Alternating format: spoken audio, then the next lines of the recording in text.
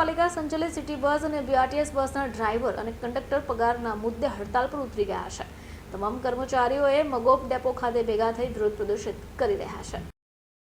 સુરતમાં માસ ટ્રાન્સપોર્ટેશનને લઈને સતત વિવાદો સામે આવે છે, ત્યારે મગોપ ડેપો ખાતે આજે બસ ચાલકો હડતાલ પર ઉતરી ગયા છે. જોઈનિંગ વખતે જે પગાર આપવાની વાત કરાઈ હોય એના કરતાં અલગ પ્રકારની રકમ ચૂકવાતા ડ્રાઈવરે રોષ વ્યક્ત કર્યો છે.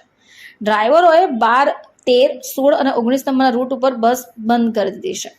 આંદોલન પર ઉતરેલા કર્મચારીઓએ કહ્યું કે 8 કલાકને બદલે 16 કલાક કામ કરવા પર ડબલ પગાર ચૂકવાશે એવું કહેનાર કંપનીએ ફેરવીને તોડ્યું છે. સવારથી જ સિટી બસ અને બીઆરટીએસ બસના કર્મચારીઓ દ્વારા હડતાલ પાડવામાં આવી છે, જેથી લોકોને પણ ભારે હાલાકીનો સામનો કરવો પડી રહ્યો છે. આપનું નામ કઈ જગ્યા છે અને શું સમસ્યા છે? હા ચૌધરી ધીરુભાઈ સિંગાભાઈ, હું અહીંયા મોગપ ડેપો ગ્રીન શેલની બસો અને ડ્રાઈવર કોન્ટ્રાક્ટ હંછા એમાં હું નોકરી કરું છું. અહીંયા ડ્રાઈવરોની કોઈ સેફ્ટી નથી સાહેબ. અમારે એક ડ્રાઈવર ફૂલપાડા એક્સિડન્ટ થયો, એના 4 મહિના પૂરા થવા આવ્યા 23 તારીખે. હજુ ડ્રાઈવરની કોઈ જાતની કાર્યવાહી નથી આ લોકોથી.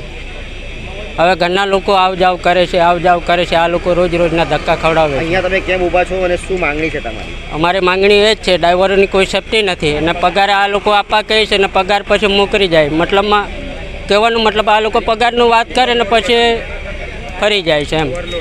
ઓવરલોડ ને પેસેન્જરો ઓવરલોડ ભરાય છે, દરવાજા બંધ નહીં થતા ને એમાં જવાબદાર તો ડ્રાઈવરના નામ પર આવે છે. આ તો સેફ્ટી રહેવી જોઈએ ને સાહેબ. એમ બધું પુરાવો આપીને અહીંયા નોકરી કરવા આવીએ છે. બ્યુરો રિપોર્ટ, ચેનલ આઈ વિટનેસ.